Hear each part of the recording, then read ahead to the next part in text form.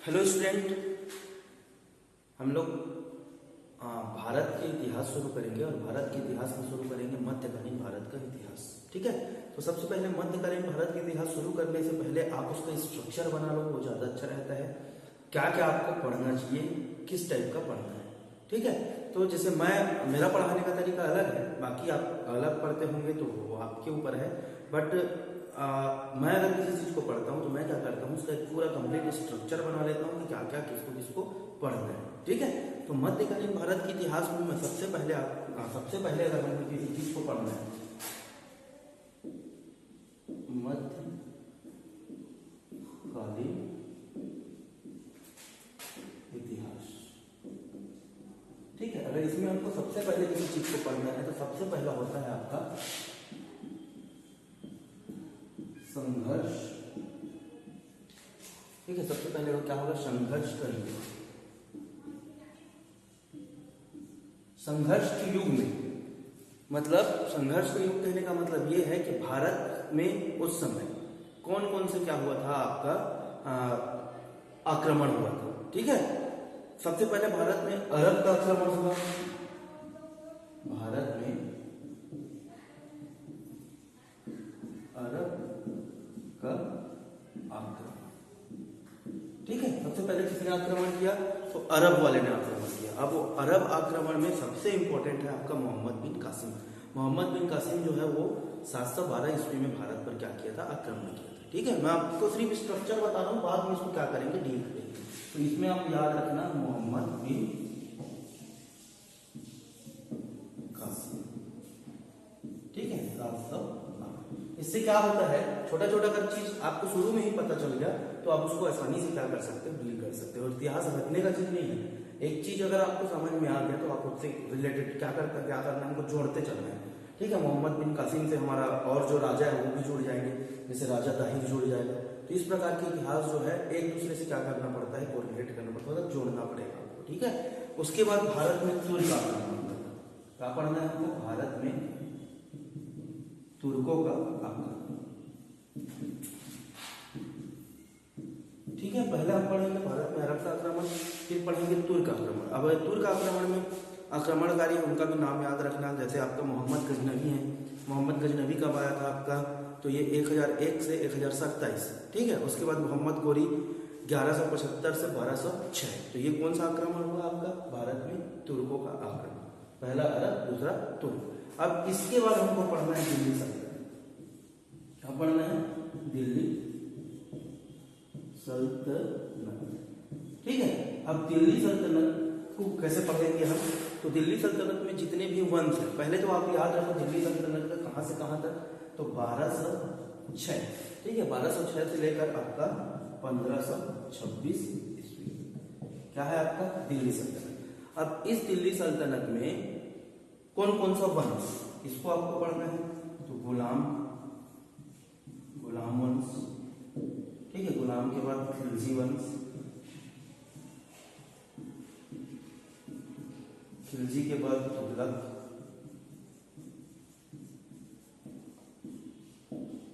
तुगलक के बाद सैयद,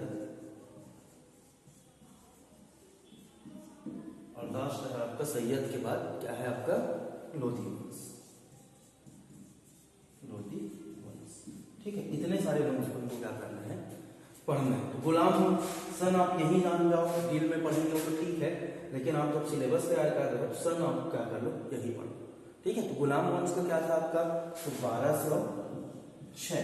ठीक है, कहां से, 1206 से लेकर 1290, ये गुलाम वंश का। खिलजी वंश 1290 से लेकर 1320। ठीक है, कहां तक हो जाएगा आपका, 1290 से 1320। उसके बाद देखो 1320 से 1414, ये किसका हो जाएगा, तुगलक। ठीक है, अब ये 1414 से कहां तक चलेगा, 1451 तक। ठीक है, 1451 इनका हो गया। फिर लोधी वंश 1451 से लेकर कहां तक जाएगा आपका, 1526 तक। 1526, ये हमारा क्रम रहेगा पढ़ने का। ठीक है, अब देखो ये सब पढ़ने के बाद हम क्या करेंगे, जो आपका दिल्ली सल्तनत है उसका क्या क्या चीज को हमको पढ़ना है दिल्ली सल्तनत का, तो वो भी देख लो आप। जैसे दिल्ली सल्तनत का आपको उसकी दिल्ली सल्तनत की आपका प्रशासनिक स्थिति,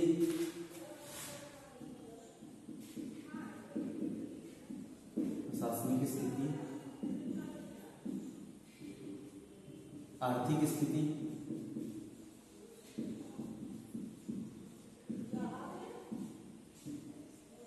प्रशासनिक स्थिति हो गया, आर्थिक स्थिति हो गया, आपका सांस्कृतिक स्थिति,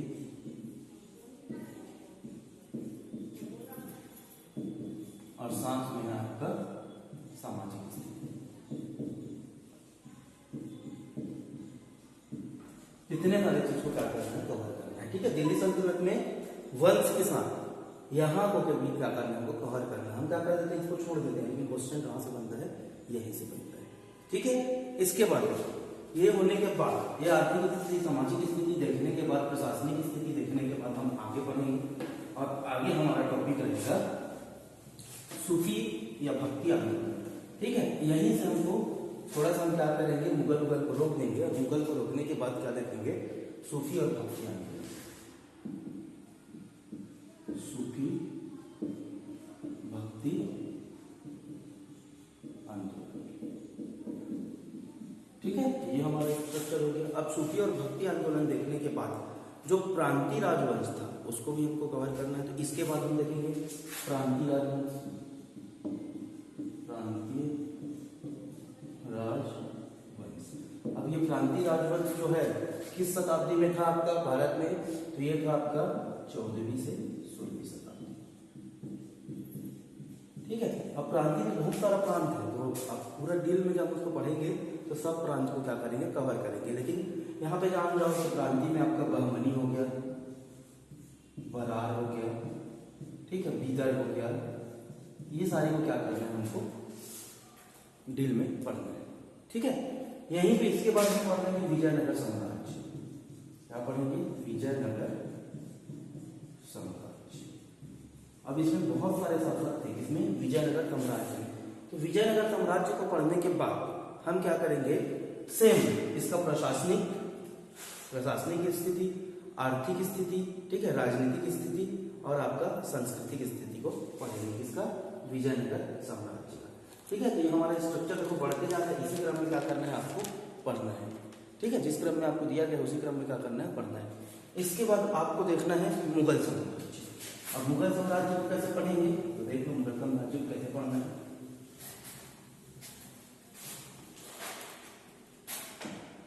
मुगल साम्राज्य, ठीक है, क्या देखेंगे हम, मुगल साम्राज्य देखेंगे। बहुत सारा क्वेश्चन बनता है आपको मुगल साम्राज्य से।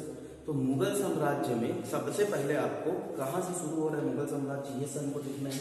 और आपको 1526 से कहां तक जाएगा ये, तो 1760 में। कहां तक जाएगा आपका, 1760। अब मुगल साम्राज्य में कौन कौन से शासक हुए, तो मुगल साम्राज्य के शासक को कंटिन्यू हमको पढ़ना है। जैसे सबसे पहले शासक हुआ बाबर। ठीक है, बाबर के सन को हमको याद रखना है। बाबर का सन क्या था, तो 1526 से लेकर 1530 था। ठीक है, बाबर के बाद हुमायूं आया। हुमायूं के बाद बीच में शेरशाह सूरी को पढ़ना है हमको, हुमायूं के बाद। ठीक है, उसके बाद अकबर को पढ़ना है, उसके बाद जहांगीर को पढ़ना है, जहांगीर के बाद आपका शाहजहां, और शाहजहां के बाद औरंगजेब। ठीक है, इतना सारा चीज को क्लियर करना है। तो यहीं पे सन भी हमारे लिए इंपॉर्टेंट है। सन कैसे इंपॉर्टेंट है, जैसे बाबर का आपका 1526 से लेकर 1530 हो जाएगा। ठीक है, बाबर के बाद कौन आया, हुमायूं आया। तो 30 से लेकर कहां तक, इसका 2 शासनकाल है, लेकिन आप याद रखना 30 से लेकर 1556 तक। ठीक है, फिर शेरशाह सूरी के बीच में घुसा देना। शेरशाह सूरी की याद रखना 1540 से 1545 तक। उसके बाद अकबर आ जाएगा। अकबर 1556 से 1605 तक। ठीक है, अब अकबर के बाद कौन आएगा, तो अकबर के बाद आपका जहांगीर आएगा 1605 से 1627। ठीक है, और जहांगीर के बाद कौन आ जाएगा, तो जहांगीर के बाद आपका आएगा शाहजहां 27 से 1658, मतलब 1627 से 1658।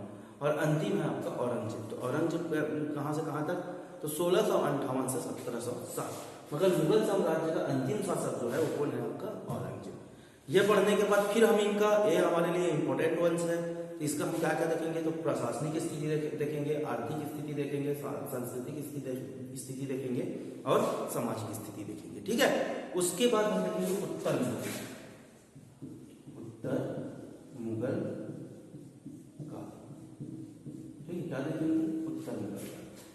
मतलब मुगल काल के बाद आपका कौन सा है, उत्तर मुगल काल। तो उत्तर मुगल काल में लगभग आपको 9 शासक का नाम याद रखना है, ठीक है। उसके बारे में पूरा डिटेल से देखेंगे। जैसे उत्तर मुगल काल जो है बहादुर शाह प्रथम से शुरू होता है और बहादुर शाह द्वितीय में जाकर समाप्त हो जाता है। मतलब पहला शासक आपका बहादुर शाह प्रथम है और अंतिम शासक बहादुर शाह द्वितीय है, ठीक है। तो कौन कौन सा शासक के बारे में पढ़ना है, तो बहादुर शाह प्रथम। अब बहादुर शाह प्रथम के बाद जहादर शाह आया, जहादर शाह के बाद कौन आया, फारूक सियर आया, फिर मोहम्मद शाह आया, ठीक है, 4 हो गया। अब मोहम्मद शाह के बाद कौन आया, तो मोहम्मद शाह के बाद आपका अहमद शाह, फिर आलमगीर शाह द्वितीय, ठीक है। उसके बाद अकबर शाह और लास्ट में आपका बहादुर शाह। तो ये क्या करना है, उत्तर मुगल काल को भी हमको क्या करना है, हमारे मध्यकालीन के सिलेबस में ये भी इंक्लूड रहेगा। अब इसके बाद मुगल काल, उत्तर मुगल, उसके बाद पढ़ना है हमको मराठा साम्राज्य, ठीक है। क्या पढ़ेंगे, मराठा साम्राज्य। तो मराठा साम्राज्य का सन याद रखना है आपको 1627। कहां से, 1627 से 1818, ठीक है, ये हो जाएगा। इसके बाद उत्तर मुगल काल के स्वायत्त राज्य के बारे में पढ़ेंगे। तो स्वायत्त राज्य कहने का मतलब हो गया जैसे अवध हो गया, है ना, राजपूत हो गया, जाट हो गया, हैदराबाद हो गया, कर्नाटक हो गया, पंजाब हो गया।